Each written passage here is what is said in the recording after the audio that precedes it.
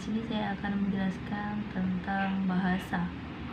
Bahasa secara universal, bahasa dimaknai sebagai perilaku yang bentuk ujaran atau bisa dibilang seperangkat bunyi bermakna yang dihasilkan oleh alat ucap manusia.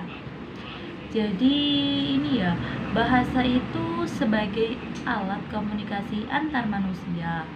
Terus bahasa itu alat komunikasi sosial yang berupa sistem simbol bunyi yang dihasilkan dari ucapan manusia, dan manusia sebagai makhluk sosial membutuhkan sarana untuk berinteraksi dengan manusia lainnya di masyarakat. Untuk kepentingan interaksi sosial itu, maka dibutuhkan suatu wahana komunikasi yang disebut bahasa. Dengan bahasa, seseorang dapat menyampaikan ide, pikiran, perasaan kepada orang lain, baik secara lisan maupun tulisan.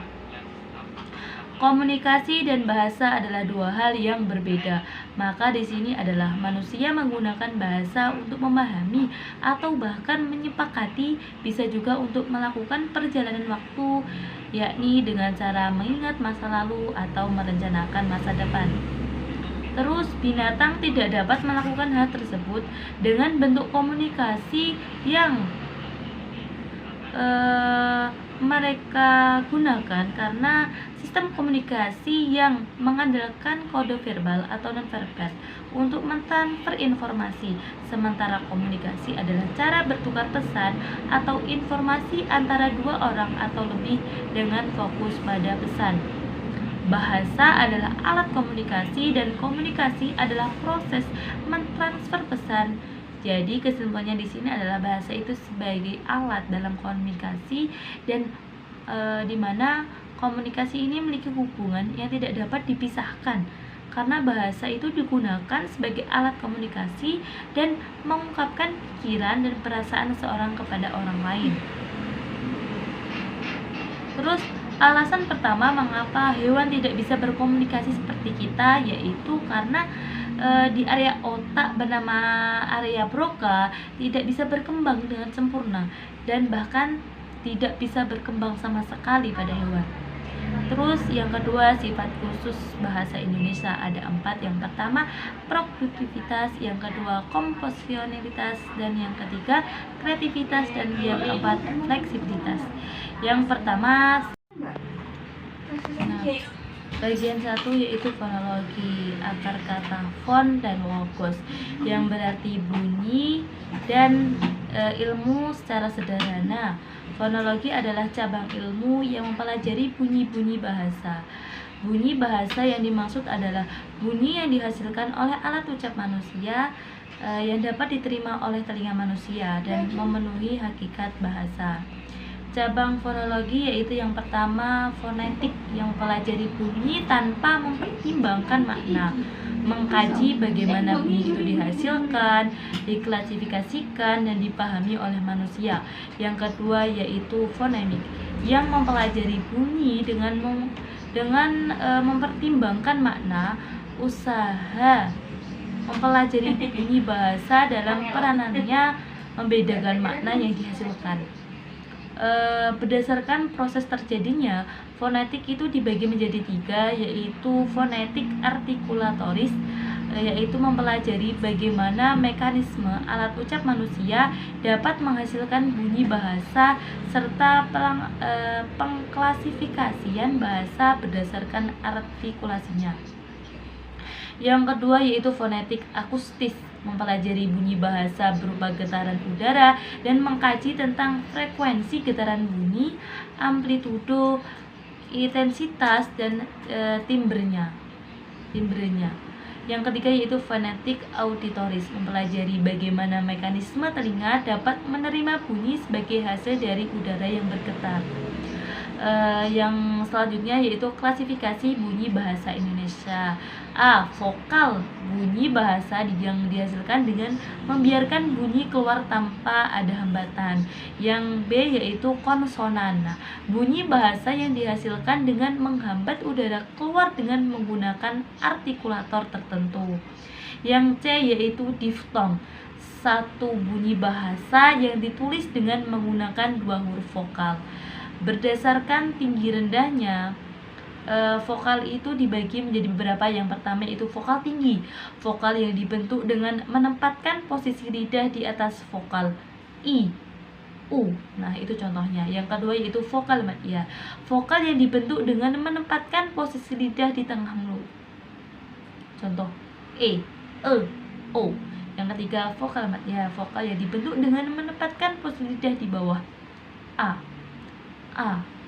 Berdasarkan maju mundurnya lidah dibagi menjadi yaitu vokal yang dihasilkan saat posisi lidah berada di bagian depan, yaitu i, e. Yang kedua yaitu vokal tengah, vokal yang dihasilkan saat posisi lidah berada di bagian tengah vokal, seperti a, e. Yang C yaitu vokal belakang, vokal yang dihasilkan saat posisi lidah berada di bagian belakang, u, o. Nah, sekarang berdasarkan posisi bibir yaitu vokal bulat, vokal yang diucapkan dengan bentuk bibir bulat, o. Nah, yang kedua yaitu vokal tak bulat, vokal yang diucapkan dengan bentuk bibir tidak bulat atau melebar, i, e, e. Nah, yang ketiga yaitu vokal netral, vokal yang diucapkan dengan bentuk bibir tidak bulat dan tidak melebar. Contoh a. Fonologi. Fonemik bahasa Indonesia. Fonemik merupakan kesatuan bahasa terkecil yang tiada mengandung makna. Fonem akan memainkan peran pentingnya ketika sudah berada pada tataran kata. Fonemik akan mengkaji bunyi bahasa yang membedakan makna. Untuk menentukan apakah sebuah bunyi tergolong fonem atau bukan, carilah bunyi tersebut pada sebuah kata yang menyandang bunyi tersebut, lalu bandingkan dengan kata lainnya yang mirip. Jika berbeda makna, maka termasuk dalam kategori fonem. Contohnya lupa dan rupa. Yang kedua, dua kata tersebut berbeda makna karena adanya perbedaannya bunyi R dan L. Namun identitas R dan R pada pasangan tersebut hanya berlaku dalam pasangan bahasa Indonesia. Setiap bahasa memiliki fonemnya masing-masing. Alafon realisasi fonem pada pelaksanaan ujarannya banyak mengalami perubahan. Alafon fonem lainnya juga memiliki alofonnya masing-masing. Contoh fonem dalam bahasa Indonesia: bunyi a, anak, apa bunyi i, ini isi, bunyi u, susu, lucu, dan lain-lain.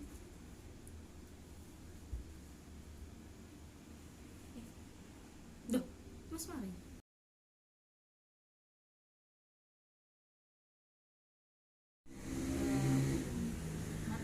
Yaitu morfologi, konsep dasar morfologi. Morfologi merupakan cabang ilmu bahasa yang mengkaji seluk-beluk kata serta pengaruh perubahan bentuk kata terhadap golongan dan arti kata. Objek kajian morfologi, satuan-satuan morfologi, morfem dan kata. Yang proses morfologi yang melibatkan komponen bentuk dasar, alat, pembentuk, dan makna gramatikal. Konsep dasar morfem. Morfem merupakan bentuk bahasa terkecil yang mengadu pada arti dan tidak dapat lagi dibagi menjadi bagian-bagian yang lebih kecil. Jenis morfem yang ada di bahasa Indonesia, pertama, berdasarkan kebebasannya, morfem bahasa dan morfem terikat. Yang kedua, berdasarkan keunikannya, yaitu morfem unik merupakan morfem yang hanya bermakna jika melekat pada suatu kata tertentu. Yang ketiga, berdasarkan kebutuhannya, a, morfem utuh dan morfem terbagi. Yang keempat, berdasarkan kandungan makna leksikalnya, dibagi menjadi morfem bermakna leksikal dan morfem leksikal tidak bermakna, leksikal tidak bermakna. Yang kelima, berdasarkan pembentukan katanya, dibagi menjadi morfem dasar dan morfem afiks. Morfologi bagian 2. Proses morfologi pengimbuhan, pengulangan, penjemukan, pemanjemukan, pembedakan. Proses morfologi pengimbuhan adalah cara pembentukan kata-kata dengan menghubungkan morfem yang satu dengan yang lain. Proses morfologi pengulangan merupakan pengulangan satuan gramatik maupun seluruhnya maupun sebagian, baik dengan variasi fonem atau tidak. Contoh rumah-rumah, jalan-jalan, dan lain-lain.